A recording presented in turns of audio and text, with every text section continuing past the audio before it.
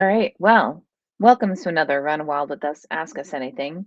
I'm Lisa Kastner. I am the founder and executive editor for Running Wild and Rise Presses, and I am here with you on Thursdays between 5 and 6 p.m. Pacific Time, 8 and 9 p.m. Eastern Time to talk about whatever you want.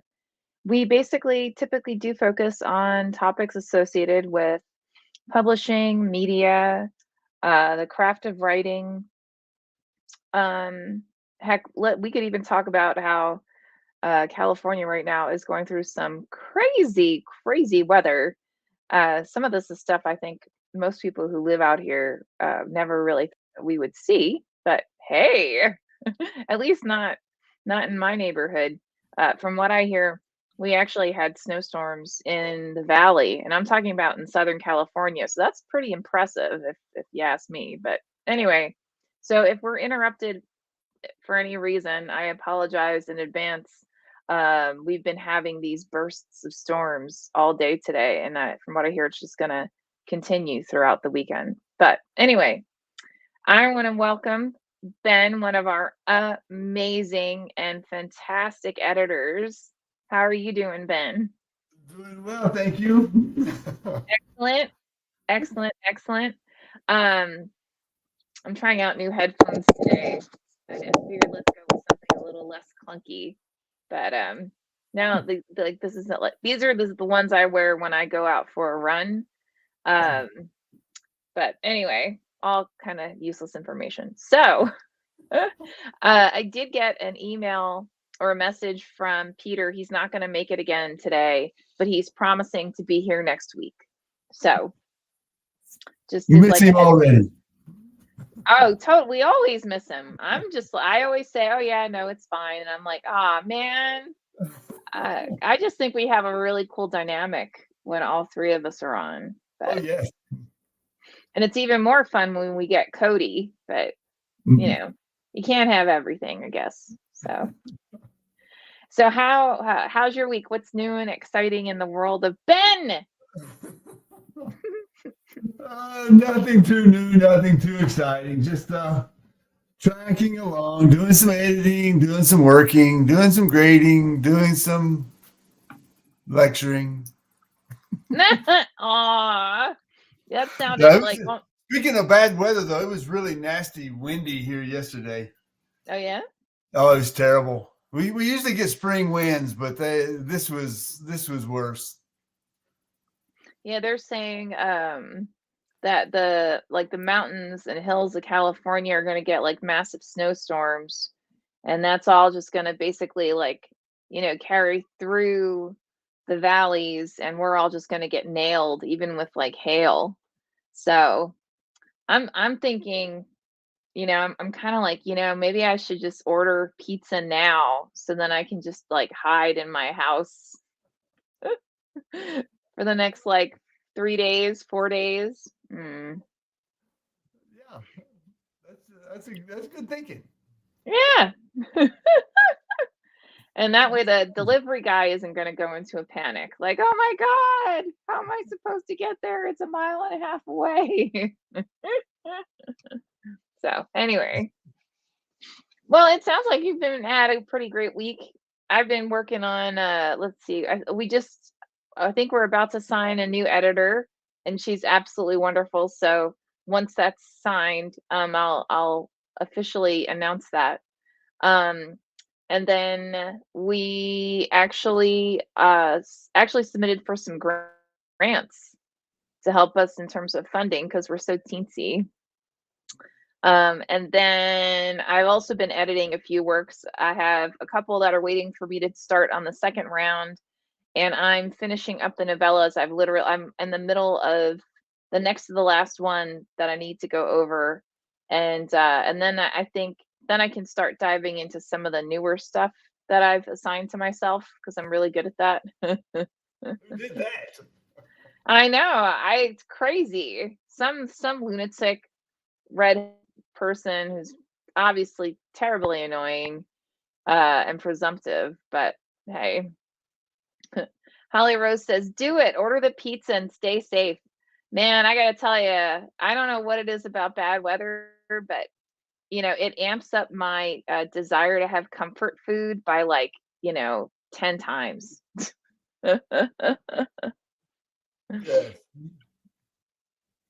Yeah, absolutely. So, and then I'm trying to think like what else is exciting going on. Oh, and guys, what I didn't cover when we first started was if you are new to this and you're watching us we're on Twitter, we're on YouTube, we're on LinkedIn, we're on Facebook, and you're wondering, well, how the hell am I supposed to ask these people anything?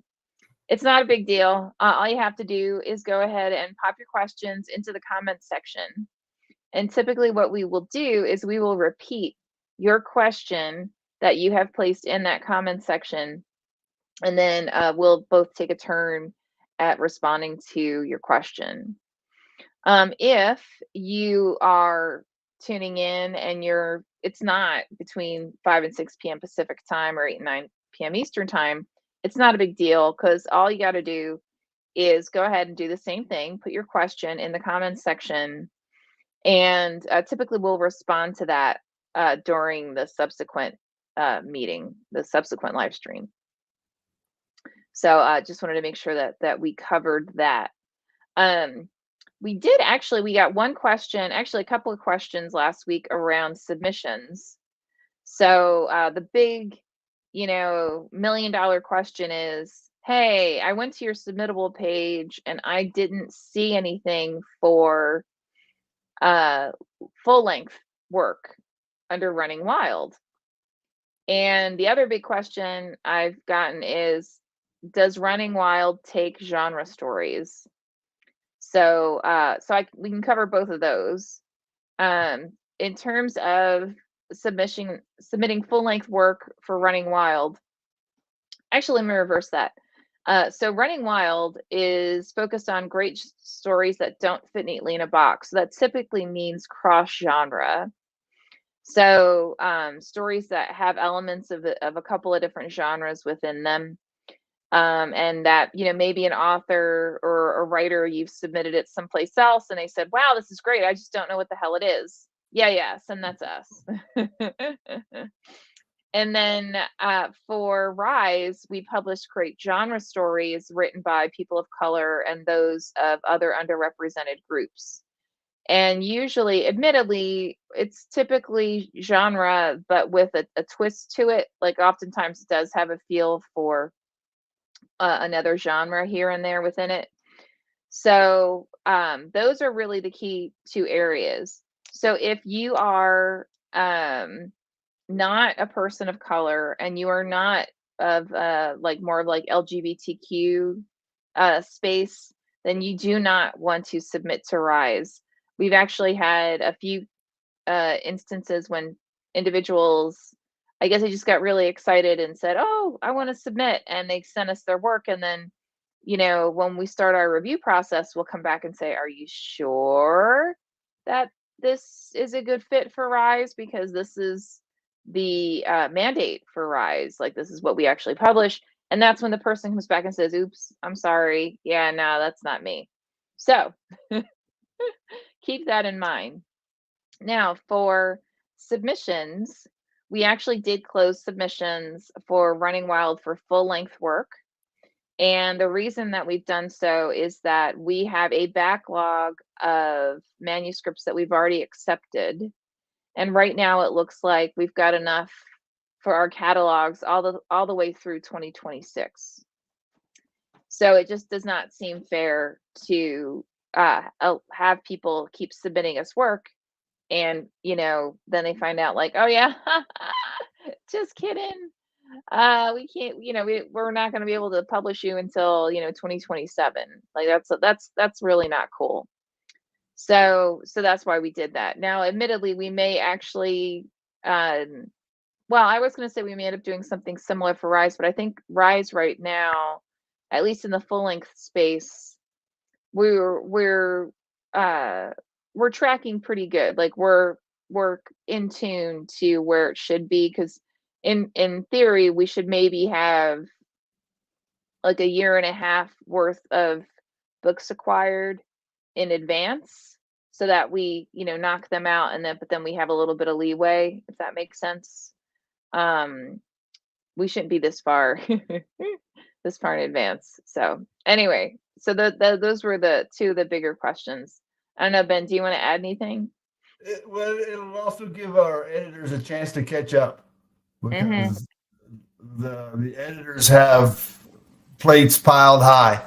I'm six behind myself. I've got six waiting, and at least six.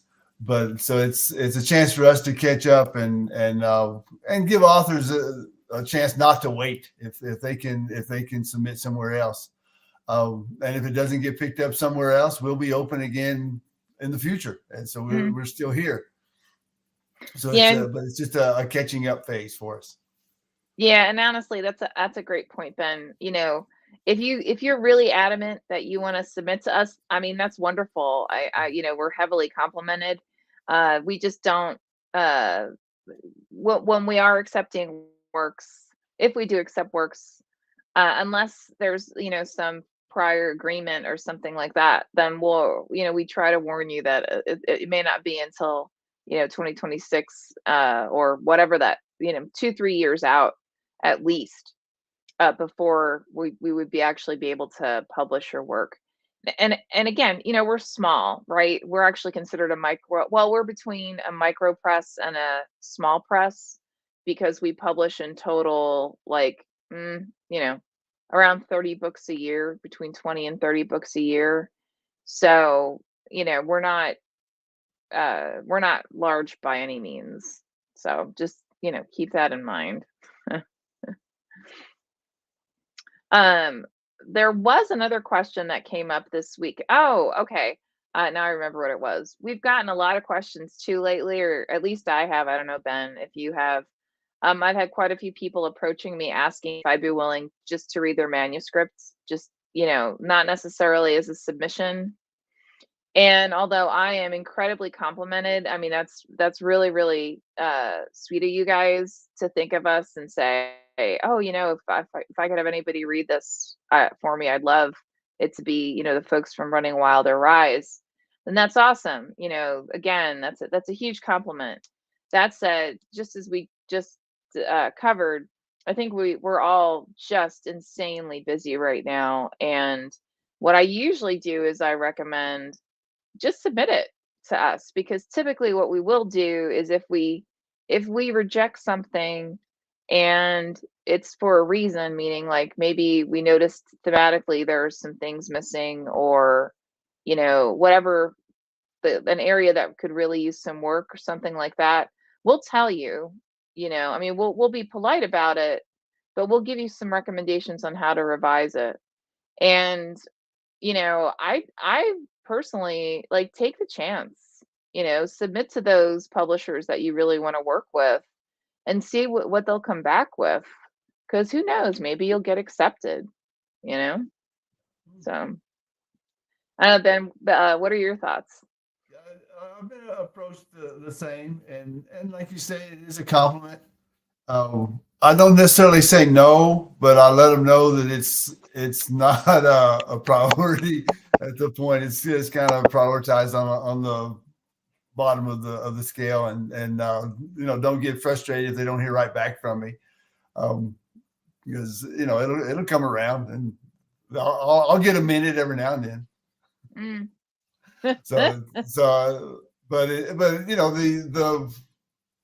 the formal way is to go ahead and submit it, and then that I don't want to say forces our hand, but it gives us a chance to put it in the formal the formal process is a higher priority for us for sure.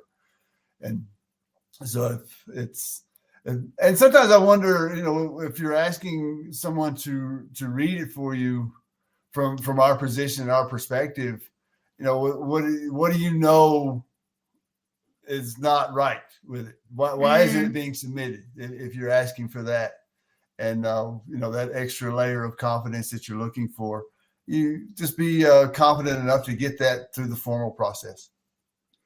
No, that's it. That's a great point. And it's funny, I have a couple of mentees that I work with on a regular basis, and one of them's going through the submission process to agents. And, the feedback that she's getting is all over the place. And in reality, there is a theme to it, and it's got nothing to do with writing. It has nothing to do with the quality of our work. It has to do with the agent's perspective in terms of, is this something they can sell? Yes. And they're not going to put it that way, right? Because I've never heard of an agent actually come right out and say, I can't sell this because, right now I don't think the market's going to carry it or whatever. They usually give some kind of loosey goosey kind of, feedback that someone who's never worked in the industry before from a business perspective might get really confused, right? Because it's like, what the hell is he talking about? What do you mean this is a little bit of this and a little bit of that, and nobody, and you don't know where it would go. Like, I talked to you 6 months ago and you told me you thought this was great, and to hurry up and finish it. Now what the hell? So, again, this is I've said it before. It's a business, and when you get that feedback, just be aware of who's providing that feedback, where, in other words, where you're getting it from, and then based on that, then kind of take that into context of what the feedback really means. So Rod Gilly says, hey, happy hello to you guys. Happy hello to you too, Rod. I actually just had the great pleasure of recording a Relax and Chat, which is Rod's podcast. Earlier this week, we actually recorded 2 sessions. So I believe Rod is planning on launching those on one of them on March 1st. I don't remember the date of the second one. So that'll be a lot of fun, guys. I will definitely send out the links when that's available. We had a blast, as we always do, just sitting around and chatting about different aspects of writing and the business of writing and publishing and craft and all that kind of stuff. So definitely check it out if you have the opportunity to do so. So awesome. All right. I don't know, Ben, you got anything that you want to talk about tonight? Not necessarily, but if we don't get any questions, I'm gonna have to come up with something. We're looking for questions. Yeah, I know. This is kind of crazy. Usually by now we've had at least 2 or 3 questions. So Caroline says, hey guys. Hey Caroline, how are you doing? Always good to see you. Rod says, particularly cool when you jumped the tall building and outran the train. We do our best. I miss those cheeky TV shows or cartoons. Those were fun, where you got the superhero was jumping over that tall building or outrunning a train or avoiding getting tied to a train rail or whatever. Those were those are pretty cool. Yes. So yeah. So Ben, I'm just about finished with the first time through with a novel. And then those of you who haven't heard us talk about process before, I'll go through it and then have the author trail behind me to see the suggestions, accept, reject, or discuss. And then I'll go through it again behind the author to see what they've left me. And then the second time through, usually we'll do it. And then a good third time through to take care of all the red squiggly lines and the blue squiggly lines underneath words that Google Docs doesn't like. And then it'll shift over and go into production, where cover design kicks in and blurbs are sought. and then the exciting part of waiting for it to actually be pre-ordered. But that's I'm about to finish up another one. Should be this weekend, early next week. And awesome. Depending on the author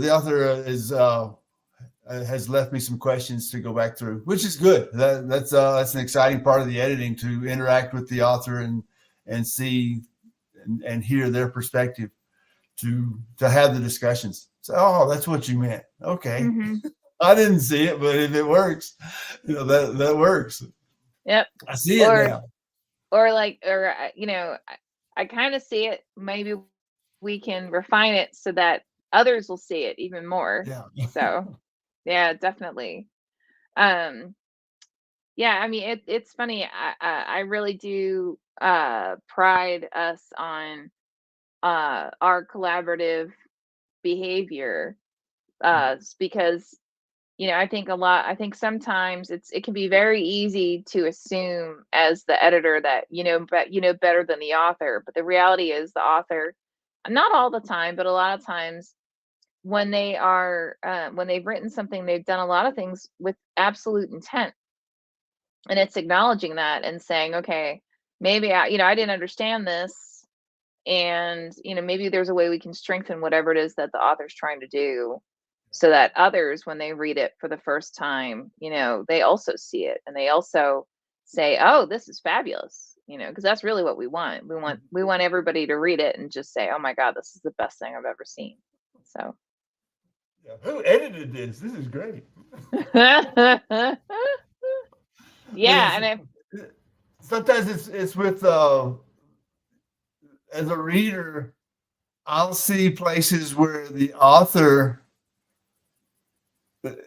has written something that is really subtle, but it's very funny, and they don't even know they've done it. And to point that out and say, you can leverage this by just adding this word or that word and make it work on a different level of humor. And some readers will get it, some won't. But if you make it intentional, it's a nice touch in certain places where the characters say something that uh, they may think is funny, and showing the intelligence of the characters. That's a nice touch. With humor can do that for you in your writing, to show the characters that extra dimension of having a sense of humor. yeah, And absolutely. yeah. And like I say, sometimes the author stumbles upon it and they don't see it, and you say, and I'll make the comment. This is really funny if you go ahead and make it funny, Mm. or let the character make it funny. It works. And oh yeah, I didn't even think about that. You mean I want my characters to have a personality? Yes, you do. Oh my goodness, that's hilarious. They're supposed to have some kind of like character traits. Why would anybody do that? That's funny. Uh, Right on the page. so Caroline just asked us who's working on what, and I am going to give you a complete cop out answer. So right now, Caroline, just so you know, for Running Wild, we have 50 titles total in play, meaning that either there are editors working on them actively, or that we still need to assign editors to. Now I know it's not now that's just for Running Wild. Right now for Rise, we have let's see. Hmm.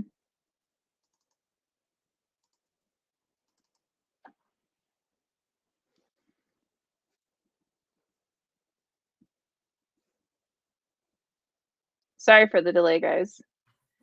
20. So in total we have 70. That's a 70 different titles that are currently, so different stories that are currently being worked on in some way. Either they're in the process of being edited, they finished being edited and they're going to come out in like 2024 and beyond. Or an editor's been assigned, but they haven't necessarily had the opportunity to start working with that author yet. Or they're still waiting on having an editor assigned. And thankfully, out of that 70, we only have about 20 left that still need an editor to be assigned to them. So we're slowly, working through it. So that's my cop out answer. That's far too many to give you we would be here until the end of the next half hour if we went through every single one of them and talked about who was assigned or what, and or actually not even assigned to. What we do is we ask our editors if this is a work that they would be interested in working on. So, and we actually actively ask our authors if there's an editor that they really wanted to work with. because they admired, something that they had worked on previously. So, uh, that sometimes that can make the process of marrying an editor to an author or vice versa a little bit more cumbersome, because some of our editors are really high in demand, like Ben, to be honest. Because a lot of times what'll happen is, and honestly, I recommend, if you're an aspiring author or you're an author, to do this. If you have an offer from a publishing house and you're considering it, go and reach out to some of the other authors who have been published by that house and get your opinion, or get their opinion rather, on what it was like to work with that house and with those specific editors. And it's just like a job, right? Or when you're shopping for schools, like anything where you're going to be working closely with somebody else, really find out what different people's opinions were, and what they liked, what they didn't like, to see, is this where you want to be, right? And then also to get a feel for the editor that you want to work with. And because we actually have been making that active recommendation for quite a long time, uh, a lot of times what'll happen is they'll hear about, oh my gosh, I worked with Cody and he was amazing, and oh, I want to work with him forever. And Cody's sitting here going, oh my God, I've already got 5 on my plate and I'm working on one, and like, Lisa, don't do this to me. And I'm like, no, it's not it's not a tell, right? This is more of a, just to let you know you've got a fan and the fan asked for you. So yeah. And thankfully Ben's name isn't on every single one of those 70. Otherwise, I think he would probably hunt me I down. think I got 65 of them. Yeah, that's all. No big deal. Only 65. Oops, sorry, I just screwed that up. Did you do that? Yeah, it was an accident. I accidentally clicked on Rod's comment in the comment section and it popped up. Specifically, Caroline, I've got a novel that I'm wrapping up shortly. A collection of short stories, one more novel, and then you are up. So think March, think early spring. How about that? Nice. Actually, that's not too bad. That's not too bad. No, it's only February, so that's pretty good. Caroline says, I have to confess, I reached out to one of your authors before I signed your contract. You got high marks, really high marks. Well, please send that individual our thank yous. That's to me, that's a really high compliment, because both from you and from the fellow author, any creative endeavor, I mean, it is a business, but it's also, you're putting your passion, this is your passion in some way, hopefully, right? So, you're handing your baby off to somebody else to help you make that baby grow and mature and be fabulous. So, having someone giving us high marks is super, super kind. So, I'll be honest, I don't even know how many I have assigned to me. I just keep assigning them to myself. Or if somebody, I actually have a really bad habit. 65. The 65 I may may have, be yours. they might be. I've only got 5. I have a bad habit. If somebody asks for me, I by default say I agree, and but then I'll warn them that, like, here's the number of ones that are in front of you. So, okay, I have 1, 2, 3. Oh my God, I've already lost my mind, because this is just for 2024. We have 3, 4, 5. Yeah. So just for 2024, I have 5 under Running Wild. And in 2025, we only really started working on 2025. So far, I don't officially have any under 2025 in my name. That could quickly change. Oh, wait. But in 2026, which means that there might be some shifting around, I have 1, 2, 3, 4, 4. So right now I have 9 assigned to me in Running Wild. And then in Rise, this is why I drink. Okay. I have 1, 2, 3, 4, 4. Yeah. So what did I say? 9 and 4. So right now I have 13 assigned to me. I'm gonna go in a corner and cry. You didn't know. You didn't know it was that No, many. because I just like I said, when someone asks if I'll be their editor, unless it's blatant that there's someone else who might be a better fit, I say yes. So yeah. Yeah, that's a bad habit. Although, let me see something. I think about half of the ones I just listed off are actually in production. So I've been Those don't count. all right. Sure. Yeah, they don't count. They don't count at all. Actually, Ben, if we take into consideration all the ones that were assigned to you in 2024 and forward, you might be in the same boat Yeah. too. I know I've still got. Well, I still have the one that the 100,000 word one that I got. I can't remember the title. I haven't Yeah, gotten there yet. Because that's got to count like 2. It's 100,000 words, that's true. All right, you've got 8 in total. So that's not awful. including production. Including production, yeah. Again, that's a so far. This could all change. Rod says, I never meant to be a pest, but I admire intelligent people. I have found that if you show your work to multiple editors, you get a bunch of different responses, so you could get confused. So the answer that popped into my head is find one editor you really trust. Picking the editor's brain seems like a reasonable effort, but I do need to remember to leave some of their brain with them. It's interesting, like if you ask more like really established authors, a lot of times like they'll find an editor that they love working with and they'll just keep working with them like their whole career.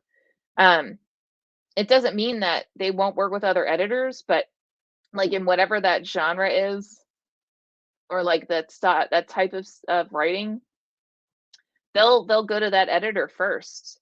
Because Rod, exactly to your point, like when you find somebody who gets what you're doing and you feel like it's a really healthy collaboration, you don't want to give that up. It's great, you know.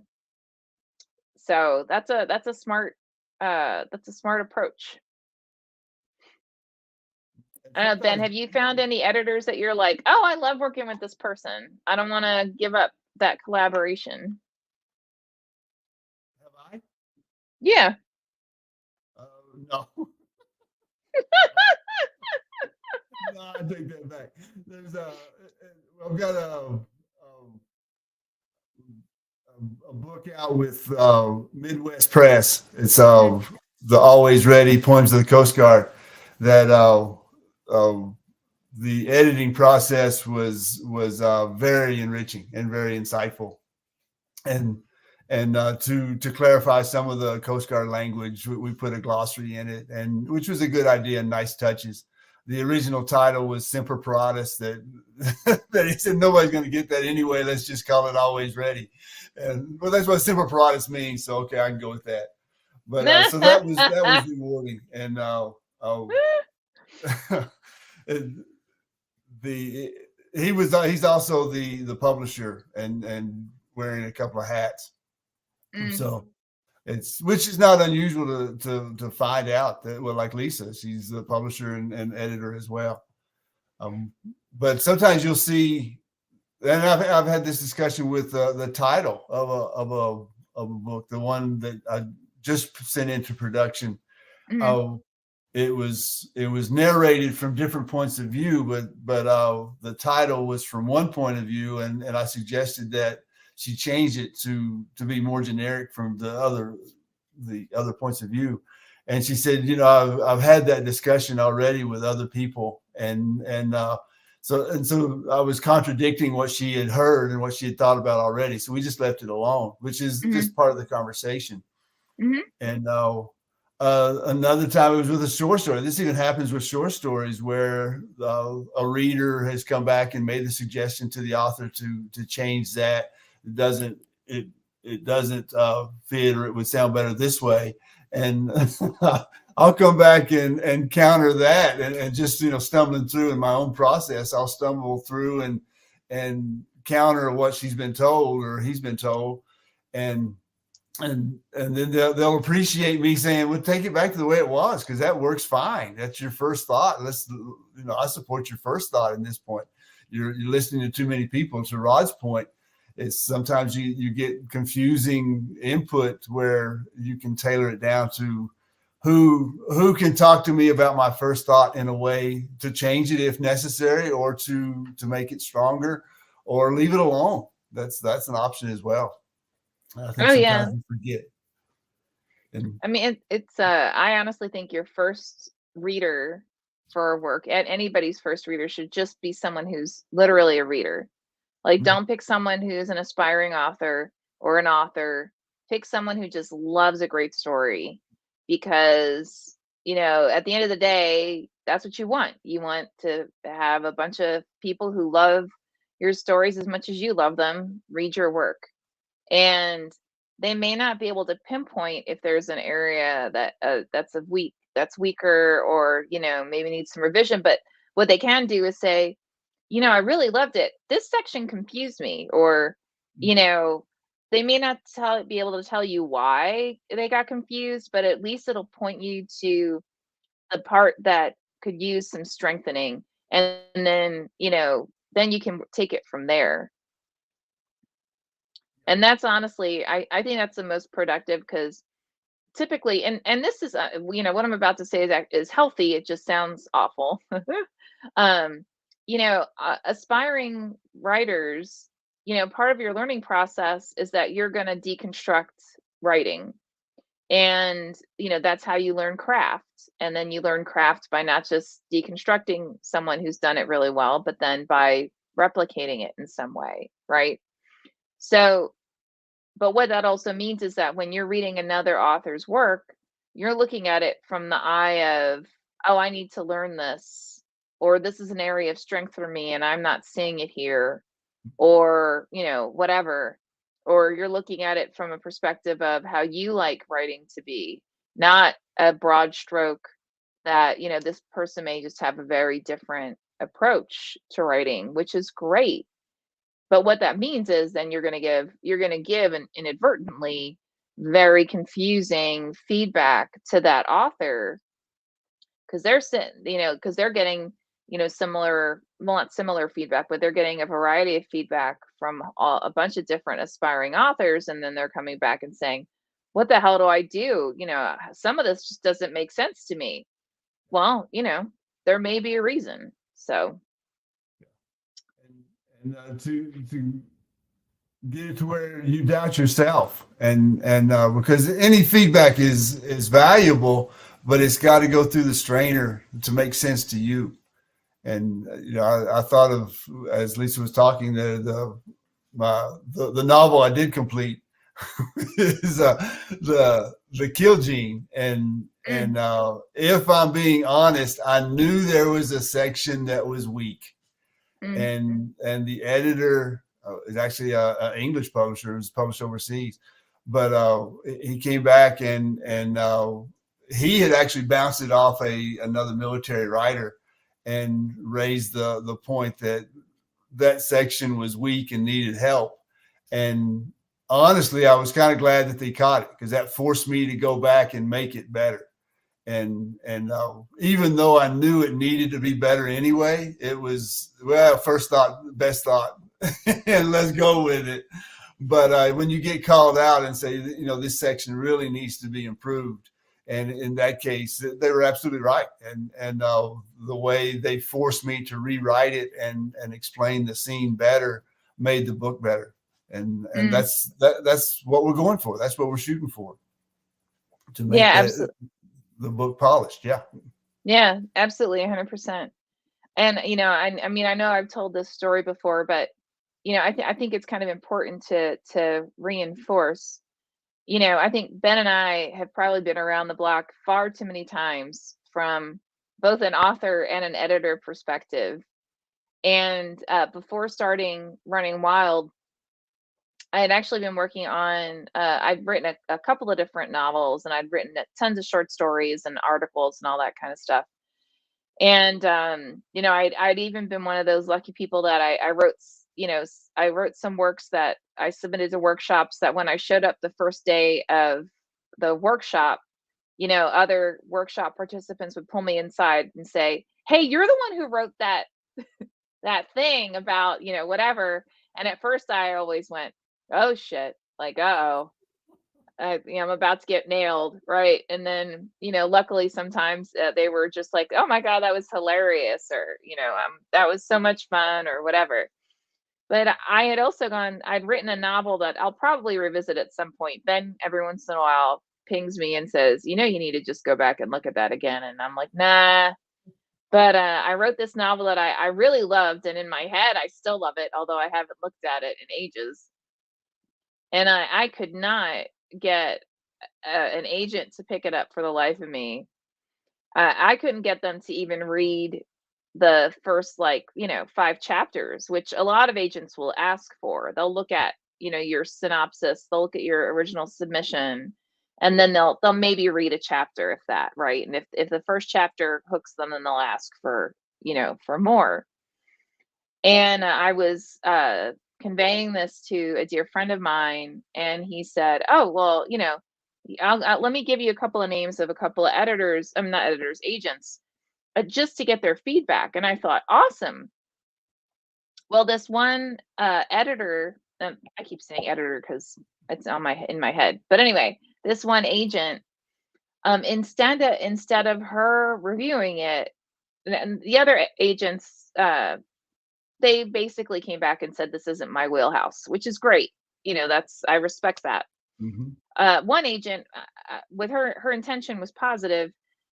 She said, "I don't have the time to look at it. I'm going to have my assistant look at it." And I thought, great. So the assistant reviewed like the first, I don't know, 100 pages, and came back and told me, like, gave all this feedback of why it didn't work. And I want to say maybe 20% of it, I thought, okay, I can understand that.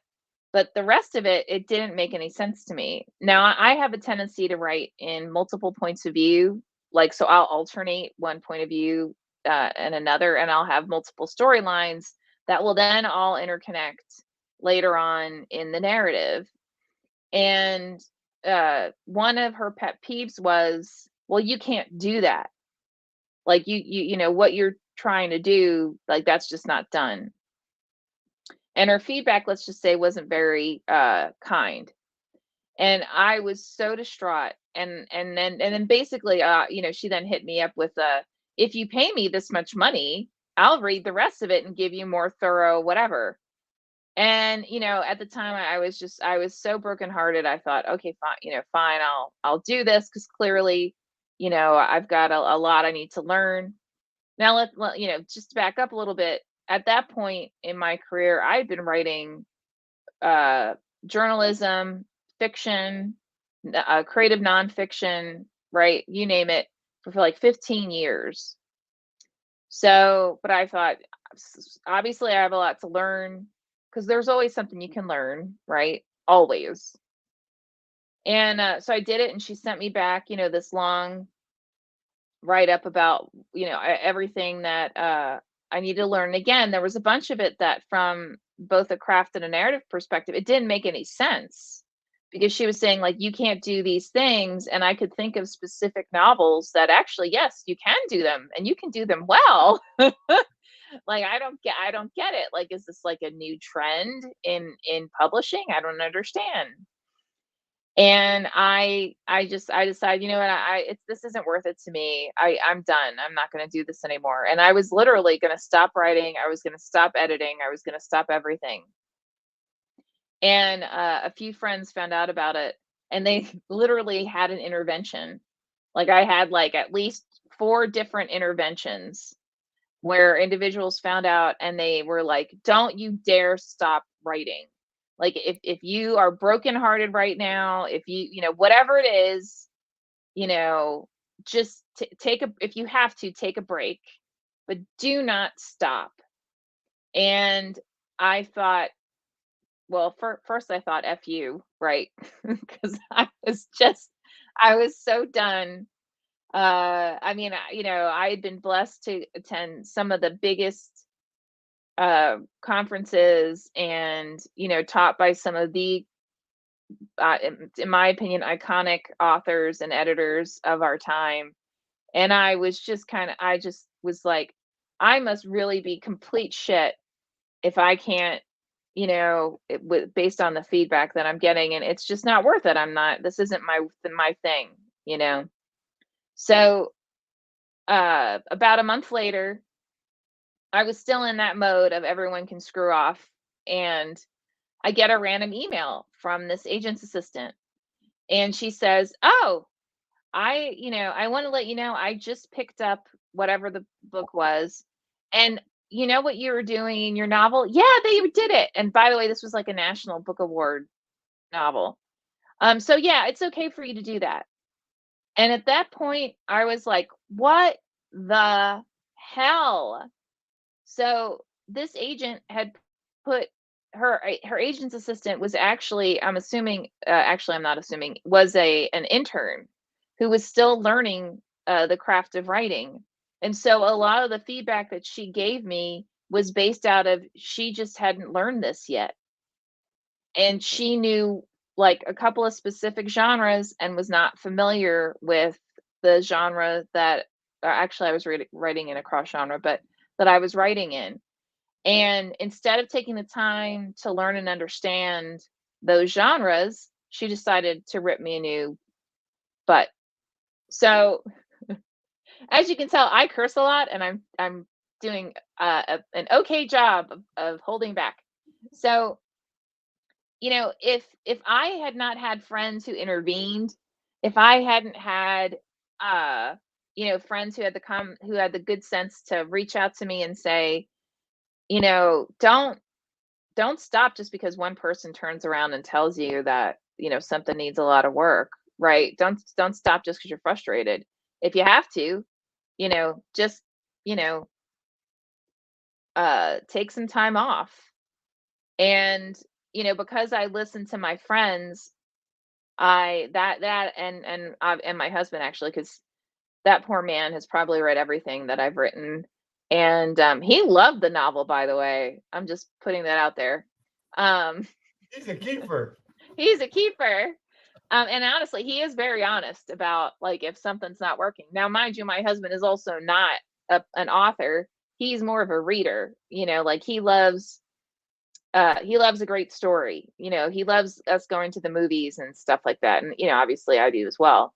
Um, but I'm saying all this just so that if you're watching this and you get shut down or you get feedback from an editor that you don't understand, or from an agent that you don't understand, and it doesn't make sense, you know take 100 steps back, maybe ask a friend of yours to review the feedback, and ask them like how did they take it, what did they get from it. Because it may be, like I said, a lot of times when an agent is saying to you, "Hey, this isn't for me," it's got no reflection on you. It has nothing to do with your work. It has to do with who they're connected to, where they have their contacts, what genres that they actually represent. And you need to keep that in mind, you know. And when you get feedback from an editor, well, first of all, I hope and pray, although I have heard of a few nightmares more recently from the bigger houses where they had like a junior editor take over for a senior editor, and the junior editor, let's just say it was, you know, a flaming hot mess. But hopefully, the editor that you work with has enough skill and enough knowledge that when they're giving you this feedback, you guys can have an open conversation about it. And then that way, in that conversation, it can come out what what they felt was missing, or an area within the work, like what Ben was saying, where like there's a section that might need some assistance, it may need some revision, and maybe the way the editor recommended it isn't the best way to do it, but there's still something that needs to be tweaked. And again, that's okay. That's the whole point, right? It's to make it the absolute best work that it can be. So so actually, you know, shout out to Taylor and Jonathan and my husband Bobby, and you know, all my other friends who intervened and said, you know, don't give up, because if I would have, we wouldn't have had Running Wild, and we wouldn't have had all these amazing authors with us. So and now I feel like I talked entirely too long. I don't know, Ben, do you have any thoughts around that all that kind of stuff? So, when you were talking, I remember this is my Günter Grass story. Okay. The German Nobel laureate. I read his autobiography, and that took me into the Tin Drum, and I read the Tin Drum, and I sent him some poems, and through the publisher. I didn't have his address, but the publisher, in care of the publisher, and they forwarded it out over to Germany. And you know, I didn't think anything about it. I said, "Yeah, I'll send Günter Grass some poems. Why not?" and his health wasn't what it used to be, so I got a letter back from his doctor, and you know, I had said, you know, these poems they're unpublished. They're yours to do with what you want to. I wrote them for you and to you, and here they are. And maybe they'll meet on the cosmic plane. And his doctor wrote back and said, Günter Grass said, the cosmic plane is exactly where poetry should be anyway. And he appreciated you sending them. And you know, this is not even from the author, but through his doctor, and it was still such a great experience to hear back and hear whether or not his doctor talked to Günter Grass or not. I don't care. He told me he did, so he did.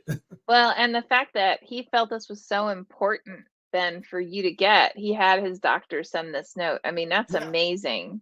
Yes, exactly. So there's and those poems are his, and they'll, you know, I won't go back and publish them, or you know, they were written for a certain situation, and that sometimes that can get you the encouragement that you need to write in different situations.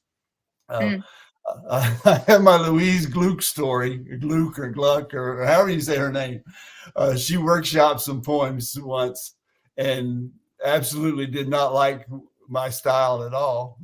And and so after the workshop, we had a good conversation about writing. And you know, I took the chance to say, you know, you came in and I didn't feel like you gave it much energy. And she said, well, that's good that I made you, you know, write more or write something different. That's good. And then she went on to win the Nobel Prize too, and showed me, I guess. Yeah. I'll show Ben. Yeah, that's exactly what she was thinking when she won the Nobel Prize. That kid, Ben, screw him. That's the only reason she won it, just to show me up. Yeah, hell yeah. But again, there's insights into your writing that you don't have to submit your writing to a formal place to find out, and that's the point to both those stories. One very enriching and one not so much. But it's there are places to get insights into your writing, and you've got to be confident enough in not just what you've written, but also in your ability to rewrite and make it better. Because Yep. there's always something that makes it better, and you can go back and visit your old stuff and say, why did I say that? Why didn't I say this? This was what I missed opportunity. Mm-hmm. And so there's, and that's why you don't throw anything you ever write. Don't throw it away. Hang on to it, Yeah. whether it's And typed up or in a journal somewhere. write down your ideas. Mhm. The crazier the better, because you Mhm. never know.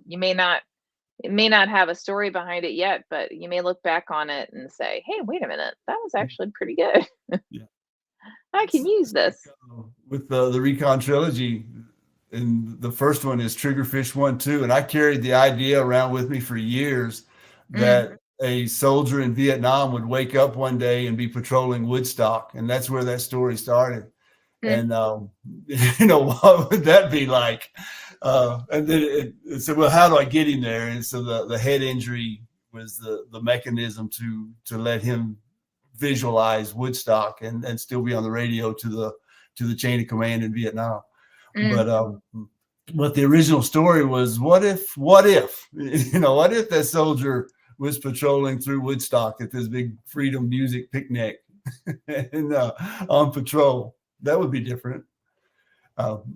And so it went I from there. personally So loved it, but yeah, I was also your editor, although my yeah, version of editing is more like in Ben's work, I'd say 90% of Ben's work is so tight by the time it gets in my hands.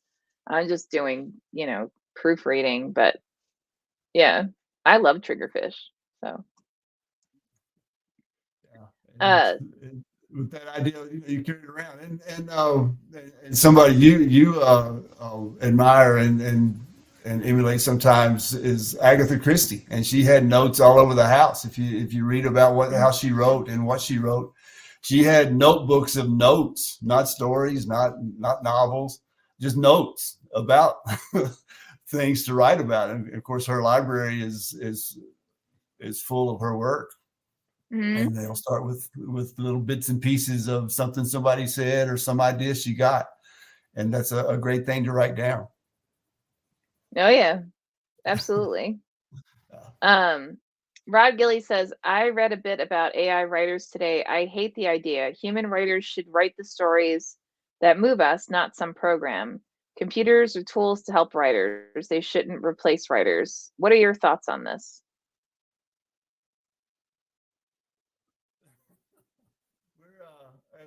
as a college instructor, it's not coming up in the conversation about writing books or poems or novels, but in papers that are being turned in, and Mm, it's very close to plagiarism without being plagiarized. But I agree. If you take those Agatha Christie notes and you suddenly have a place to say, write 50,000 words on this idea, you've taken away the whole spirit of writing. I agree. It's not about the finished product. It's about the journey to write it, and artificial intelligence. It's artificial. It may be intelligence, but it's still artificial, mm. and that takes away a lot of the creativity and innovation, I think. So I don't like it, Rod. Stop it Uh, right now. yeah, you specifically, you are gonna go and stop it from happening. I have to admit, so my other career is in technology, and I was part of a team that we were looking at using artificial intelligence for translation of like TV shows and movies and stuff like that. And the thing that I mean, AI, if you want dictation or you want something that's going to be to Ben's point, it's a replica of somebody else's style, then it can get you that. It's not going to get you 100% there. It can't. There's too much nuance associated with the English language, or actually any language, especially when you're looking at dialect and things of that nature. But in terms of a story, it'll produce a story, it'll produce a paper. But again, those nuances that humans bring to the emotional nuances that humans bring to the written language, you're not going to get that in that story. So it'll be something, but it just may not be something, in my opinion, of quality. So, it's one of those things that unless somebody can overcome that, it's probably not. It'll get to a certain point and it'll be used for specific things. I doubt that it will actually ever replace a human fully providing that work. So, and with that, we are actually at, Rembrandt. yeah, it won't be a Rembrandt. It's highly doubtful. So, and with that, we're over time. But thank you to everybody who joined us. Thank you to Caroline and Rod and Holly for all your great interaction and your exchanges and the conversation. And don't forget, guys, if you are watching this, don't forget to join us next week, Thursday at 5 p.m. Pacific time, 8 p.m. Eastern time for another Run Wild and Ask Us Anything. So we will see you then. Ciao. Bye-bye.